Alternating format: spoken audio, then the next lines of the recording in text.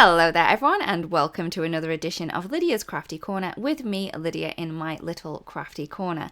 So today I am going to be doing a little bit of watercoloring, and with the fabulous designs from the amazing Sarah Simon, the Mint Gardener. So to start with, I have a piece of watercolor cardstock, and this is 4 1/4 by 5 1/2. Now I'm going to be heat embossing onto this one. So what I'm going to do is I'm going to add some anti-static powder down first, which I use for some talc. So this is just baby powder that I've added on top, and then rub that into the surface. And that will actually stop any of the embossing powder sticking where I don't want it. The set that I'm going to be using today is from the Mint Gardener and Altenew release, and this is the large image from the Peony and Lilac swag. It is so pretty, and I'm just going to pop that into place along the top part of my panel. And like I said, I am going to be heat embossing this, so I'm going to be using some of the embossing ink from Altenew to add that ink all the way over the top of my image before stamping that down. Now, when I do heat emboss images, I tend to stamp them twice. So that's why I'm using my stamp wheel here, so I can make sure that I'm going to stamp the image in exactly the same portion of or exactly the same place the second time round. So I'm going to ink that up again with my embossing ink, and then stamp that down into place again. So once I'm happy with my second stamping, I'm then going to add over some embossing powder. Now this is the pure white from Altenew. You could use clear if you wanted to, but I always find if I want some white lines, I find that it's best to use some white embossing powder. So that's why I'm using it here. Once I have that all in place, I'm then going to heat set that using my heat tool. So when heat setting, I normally start on the behind, and then once it's started to kind of melt that powder, I go to the front, and I find that that works best. Now I have my panel back into place. So we have the heat embossed image on the top, and I've changed where the stamp is now, and I'm just going to pop that towards the bottom. Now, a part of this does go over the previously embossed image from before, but I'm going to be able to kind of knock that powder off later on. So I'm not going to worry too much about having the overlapped image. So again, as before, I am going to be stamping this twice with that embossing ink, just to make sure that the embossing powder sticks to this perfectly. So I'm just going to stamp that down, and this is the second kind of stamping that we've done of that one. Once that has been done, I'm going to remove that from the stamp wheel, and then again I'm going to add the embossing powder over there. Again, I'm using the pure white.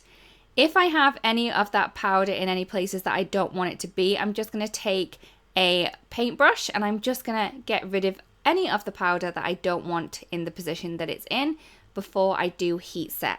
So once everything has been stamped and heat set, I'm then going to get ready to do my watercoloring. As you can see, I have a palette behind me. This is the medium palette from Altenew. And what I'm going to do is I'm going to add water behind the panel, the watercolor panel that we have, and then on the front. And what this does is it sticks it into place onto that panel, and it also makes sure that nothing's going to move around, and I'm not going to have to use any tape to keep that in place. I'm then going to go ahead and mix some colors for my flowers. Now I want some kind of peachy, pinky tones for the peonies that we have here, and that is what I'm going to create. To make sure that you're getting the right color that you want, make sure that you have a piece of cardstock off to the side so you can kind of test the colors before you place that onto your piece that you're going to be working on. I'm using a mix of some red tones, some pinky tones, and also a little bit of yellow to create the peachy pink that I am after. Once I'm happy, I'm then going to pop this into place onto my panel that we have. And what I'm going to do is I'm going to take a really watered down color, so I'm adding a lot of water to it, and then I'm just going to kind of dab that into the base parts of the image that we have. So the image that we have does have the raised sides on there because we've used some embossing powder. So I'm just going to add it right at the base, and that embossed line will keep things in the kind of position it's supposed to be. Now, because we do have the water down there from when we stuck this down to the palette, it means that this kind of paint that we're going to pop down is going to run. And that's what we want. You kind of want to have the wet on wet technique for this color to be able to kind of disperse and blend and move the way it wants to within the water that's already down on the panel. So you do want to keep everything quite wet so everything moves and blends by itself, but you also don't want it too wet that it's going to kind of go over those lines that we have from the embossing.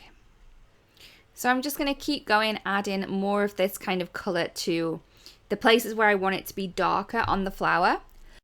And as you can see, I'm doing one peach flower on the top and then also a peach flower on the bottom as well. Now, once I have my peach flower in place, I also wanted more of a pinky one. So I've used the same kind of mix that I did for the peach flower, but I've added more of the pink tone into this to create more of a pinky look. And because we have most of the same color from the previous one, it's not going to look too off or different. So everything's going to kind of mold in to each other. So I am kind of wetting that paper again. As you can see that it's got a little bit dry. So I did use my paintbrush to add more water to the panel. And also if you wanted to, you can also spray it. So I have been spritzing my panel just to make sure that everything's really quite wet when I add this color down so it moves more freely. As before, like we did with the peach flower, I am adding this color to the base of the petal or the bottom edge of the petal, and then it kind of runs off by itself towards the tip, and then the tip itself is going to be more white, and then the bottom of the petal is going to have the color. So you're going to get that really beautiful gradient natural effect really quickly and easily, just using the watercolors and not really thinking about it too much. We're literally dabbing this color down to the base, and because the petal is already wet, it's then going to create its own gradient. I do love this about watercolor. You need to kind of let go of the fact that you're not going to have too much control of this. It's going to do what it wants, but that means it's going to look more natural. If you do find that you're adding too much kind of pigment or color down, you can actually take a piece of dry tissue, dab it on, and that will take the pigment away. So there is a way to kind of control the amount that you're popping down by removing some, but the kind of flow, I would leave it by itself so you can create this beautiful natural feel. Once that has been done and I'm happy with the amount of color base that we have on the peach and the pink flowers, I'm then gonna direct my attention to the lilacs that we have on here. Now, lilac is one of my favorite flowers. It reminds me of my nan, just the smell of it. So I am going to be adding these lilacs in purple. Now you can get lilacs in kind of pinky tones and also white, but I am going to go with purple onto this one. So I'm adding a mix of the purple color that we have in the watercolor tin. I did forget to say that this is the Artist Watercolor 24 pan set that I'm using. And what I'm going to do is I'm going to add that purple tone to my palette, and I'm also really watering that down. What I'm then going to do is I'm just going to add little clumps of this purple color to the base of those small little flowers that we have on the lilac, and then I'm going to let that dry. We're then going to move on to the leaves that we have on here, and I'm just going to mix some of the olivey tones with a little bit of the brownish colors from the watercolor pan set, and I'm just going to add in the leaves. As we've been doing before, I'm going to add this color directly to the base of the leaves, and I'm going to let the water that's already there kind of draw that out and create that beautiful gradient effect. So this one does have a number of little leaves dotted around, so I am making sure that I am getting all of those. You can add more of a touch of brown to these as well to create a more natural effect if you wanted to, but I do love this kind of vibrant green that I have going on here. If you find that your kind of paint isn't drawing out as much as you want, what you can do is you can also just add a lot of water onto your paintbrush and just dab that around the edges of the paint, and what that's going to do is going to bring that out as well. So at this point now, I have the kind of base layers to all of the flowers and the leaves. What I'm going to do then is add some more tone and some more shadows to the flowers and leaves. So I'm going to use exactly the same colors that I've been using before, but because everything is dry now, we're doing a dry on dry technique. So what we're doing is we're just going to dab in some of that really watered down color that we've used previously on the flower to add more depth and contrast to the image. So I'm just adding little dots and kind of scribbles to the base of the petals to add a darker touch to these. And in watercoloring terms, what we're actually doing now is called glazing. So we have let the first layer, or the base layer that we did originally, to dry completely. And the color that we're adding on now is onto a dry piece of cardstock. So the color that we have will originally show through because we're kind of not mixing them. We're just layering colors now. So if you wanted to, you could add a completely different color on top of this, but I'm just using the same color as I did before. So like I said, I'm just watering down the same color, and I'm just dipping or dabbing some color to the base of these petals. I'm trying to add more dots to the base itself so it adds more of a darker contrast, and then kind of spacing out those little dots to when I'm getting towards the middle of the petal. I did find that this was feeling a little bit too harsh for me. So what I then did is I grabbed my paintbrush, I put it in a lot of water, and then I kind of diluted the edge of this layer that we're doing out a little bit. So I pulled that out with more water to create a more natural and gradiating feel. So once I had finished on my peach peonies, I then moved on to my pink peonies, and I'm just doing exactly the same here. So I've watered down the same color that I used originally, and then I'm just dabbing that color right at the base of the petals to add more of a sheen, or more of a shadow and depth of contrast to the rest of the petals. And then, because like I said, I felt that it was a little bit too harsh for me, I then took some water onto my paintbrush and then pulled this out a little bit. And then I created the feel that I was really going for. I love this kind of wish-wash, washed out feel that we have on these flowers. I think it looks so, so pretty. So once I had finished with the flowers, I did exactly the same with the leaves. And like I said, these are dry. So we're just technically adding another layer. We're not playing around with the layer that we've already done. That's nice and dry. And because we're not adding a lot of water to this, and we're not kind of adding it all the way over the leaf, you are going to get more of a depth and contrast to the shadows that we're popping in now. So I'm just adding those to all of the leaves that we have around there, and then pulling that out slightly with some really, really washed out paint of the same color.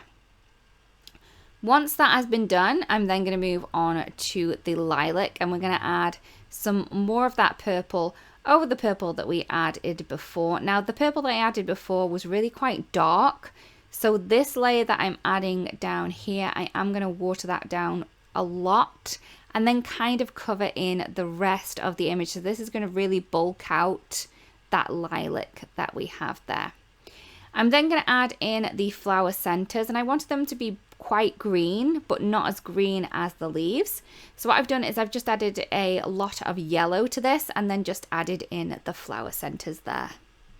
Last but by no means least on the watercolor front, I am going to add a background. Now, it does look very pretty as it is, but with these colors, I really wanted kind of a vibrant sky behind it, that they would pop a little bit more. They do look very pretty on the white, but because they are so soft and gentle, I wanted something a little bit more vibrant so they could really jump off the page. So I have mixed some of the kind of seashore color that we have in the watercolor pan set with some more of the blue that we have. And then I've really watered that down. And what I'm going to do is I'm just going to add this color all the way over the background of the images. The easiest way to do this, I think, is to kind of trace around the images that we have on the background that we have. And I'm just using my paintbrush to add those in. And then once I have the outline, I then kind of go in between and color it in that way. I find that's the easiest way. It's the way that you're going to get more of a solid color on the background rather than more of a watercolor background. It's completely up to you how you want to go about it, but I do find that this is the easiest way. You are going to want to get in all of the little nooks and crannies as well, so make sure you take your time and kind of figure out where all these spaces need to be. So once my panel has dried, I'm then going to add this to a card base. So the card base that I have is 4¼ by 5½, and I'm going to add this into place using the 1-inch tape from Altenew. This is the ultra sticky tape. And I'm just going to pop that onto the card base. I'm then going to line up my panel. I line this up along the left hand side and also the top, and then I just place that down into position once I'm happy with the alignment that we have there. I just love how pretty this is. So once I have my panel down, I'm then going to create my sentiment. I have the Warm and Fuzzy stamp set and I have the thank you from there. I also have some of the solid cardstock from Altenew. I had the rose quartz and the blush out, and I tried to make sure that I knew which color was going to work properly with this one. The rose quartz really did match that pink flower that we have there, so that's why I chose this one. I'm then going to stamp the thank you sentiment onto this piece of solid cardstock using some of the embossing ink from Altenew, and then heat set using some of the pure white embossing powder. So this is the same one that I used for the image, so everything's going to kind of tie in together. I'm then going to heat set that. As you can see, I'm heat setting that from the back to make sure that none of those kind of little particles fly away.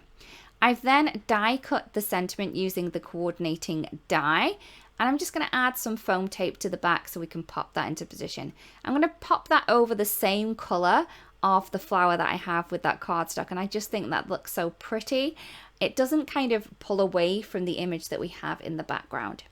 I'm then going to take some of the clear enamel dots from Altenew. I love these. They look like little water droplets that you can pop on anywhere. They're going to add a little bit of texture, dimension and interest, but they're not going to take anything away from the main image. So I'm just going to add those in a kind of triangular format around the sentiment, just to kind of draw your eye a little bit over there. So once I have all of my little enamel dots into position, that is the card complete. I really do hope that you've enjoyed the video and that you love this card as much as I do.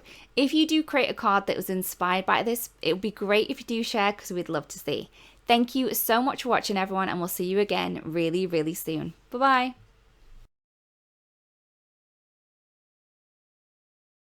Hey there, Lydia here. I really do hope that you've just enjoyed the video. If so, please subscribe to the Altenew YouTube channel. Also, turn on the notification bell so you can get your daily dose of crafty techniques and tutorials just like this. Thank you so much for watching. Bye-bye.